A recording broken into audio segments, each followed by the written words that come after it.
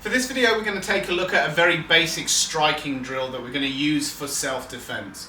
Okay, it's not going to require a great deal of skill, and we're only going to be using two weapons. We're going to be using the hammer fist, and we're going to be using the elbow.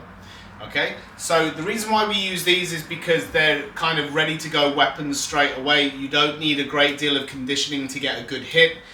Obviously, if you want to hit a lot harder, you're going to have to do a little bit of conditioning, but these weapons are going to be your go-to when you're in a self-defense situation. So where you need to strike hard and you need to do as much damage as you possibly can, because it's almost like a life and death situation. So the first one is going to be the hammer fist, and it's going to be a forearm. So it's a nice, easy one to use.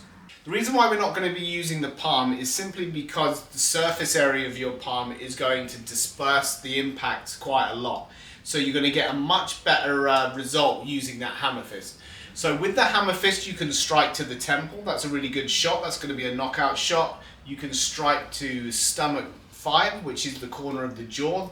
This is a very good shot as well. So if you strike to there, you're going to get a neurological shutdown. Neck's a little bit trickier because of the size of the hammer fist, but again, a good shot if you can take it. But anywhere around the side of the head, even if they have a guarding hand up or anything else, you can still get a very good strike, and you want to keep striking. So that's the idea.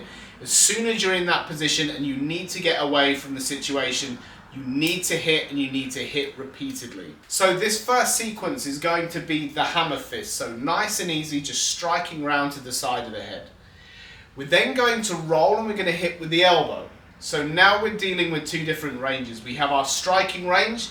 If you imagine throwing punches, this is going to be where your hammer fist is going to be used. You're also going to need something for slightly closer up as well. So this is where the elbow comes in. If you can strike with the elbow, then obviously the weapon is probably the best you're going to get on your entire body. So as you strike around with that elbow, any target that you hit is going to get damaged. So keep on hitting with that elbow. If you're in that range, that's going to be your best option. So we have the hammer fist. We're going to then roll into the elbow. Also, we need to be in a position, if we miss with either of these, we need to strike on the return. We can't rely on the amount of time that it's going to take to pull it back to the shoulder and strike again.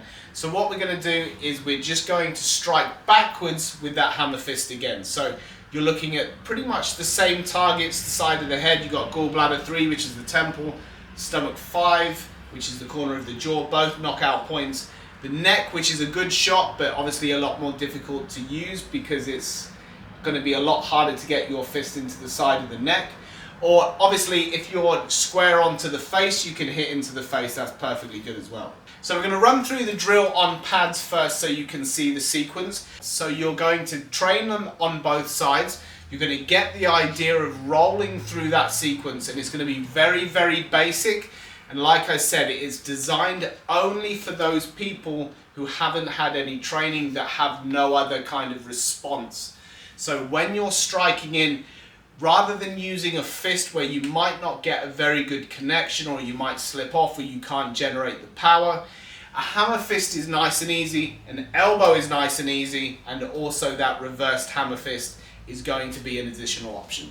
Okay, so for when we work on the pads, you're going to need to use both pads, so that makes it a lot easier for your partner. We're going to do the first strikes to the pad. So we're going to start off on the right hand side. The first hammer fist and first elbow go to the right hand pad, okay?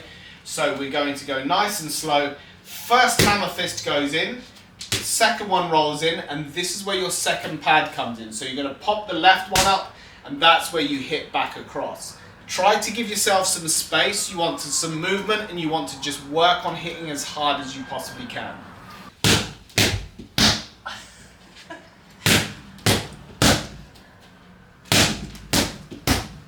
So as you can see, you don't need a great deal of skill, but you can generate a lot of power, and that's what we're after, okay? Self-defense is not about doing fancy tricks and everything else and looking really good whilst it happens.